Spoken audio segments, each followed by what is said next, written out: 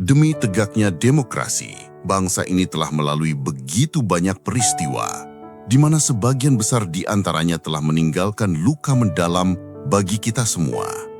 Berbagai teori telah mengemuka, dari para ahli, politisi, hingga media.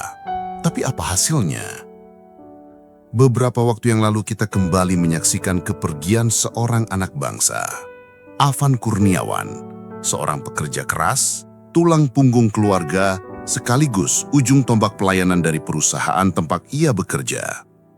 Afan adalah satu dari 9 korban kegagalan para wakil rakyat dan pemerintah dalam memaknai hubungan antara demokrasi, negara, dan rakyatnya.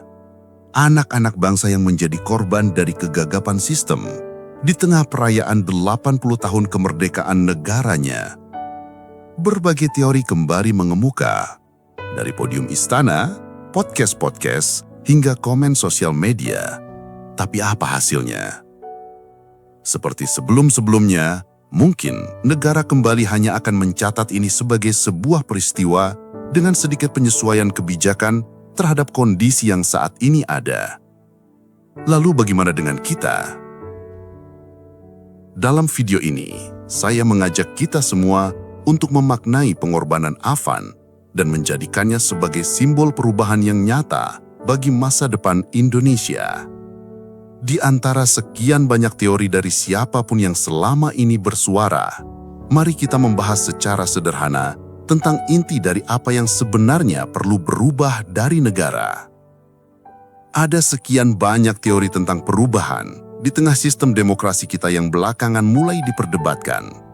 Tapi sadarkah kita bahwa sistem pelayanan terhadap konsumen yang selama ini diberikan oleh Afan dan para driver transportasi online lain adalah sebuah sistem pelayanan yang sangat ideal bagi implementasi demokrasi di Indonesia. Platform multisisi pada transportasi online telah membuktikan bahwa dengan sistem yang tepat, pelayanan sangat mungkin dilakukan secara langsung dan transparan. Di dalam sistem transportasi online, seorang penumpang bisa memesan sebuah pelayanan, tahu siapa yang melayani mereka, sekaligus bisa secara langsung menilai kualitas dari pelayanannya.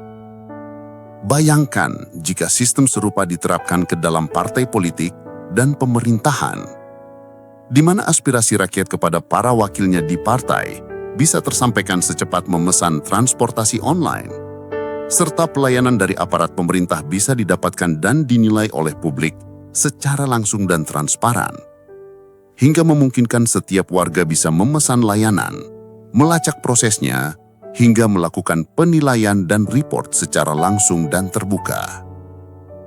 Dengan berbagai penyempurnaan, saya meyakini bahwa sistem ini sangat berpotensi merubah wajah demokrasi dan pelayanan publik di Indonesia. Jika kinerja para wakil rakyat, pejabat, hingga aparat negara dapat dinilai serta direport secara langsung dan transparan oleh masyarakat, maka persoalan klasik seperti kualitas kaderisasi partai, rekrutmen pejabat, hingga aparat negara perlahan akan menemukan sendiri format terbaiknya. Dan hal yang paling positif dari ini semua adalah bahwa sistem ini tak akan mungkin dijalankan oleh pihak-pihak yang tak memiliki niat untuk memajukan negara. Dengan kata lain, restorasi besar-besaran akan terjadi di seluruh Indonesia. Namun setiap sistem bisa saja memiliki tantangan, bahkan kelemahan. Dan kemandirian digital adalah salah satu hal penting untuk mendukung sistem ini hadir di Indonesia. Untuk itu, melalui video ini, saya membuka pintu diskusi dengan siapa saja yang dapat melihat ini sebagai peluang untuk mewujudkan keadilan sosial bagi seluruh rakyat Indonesia.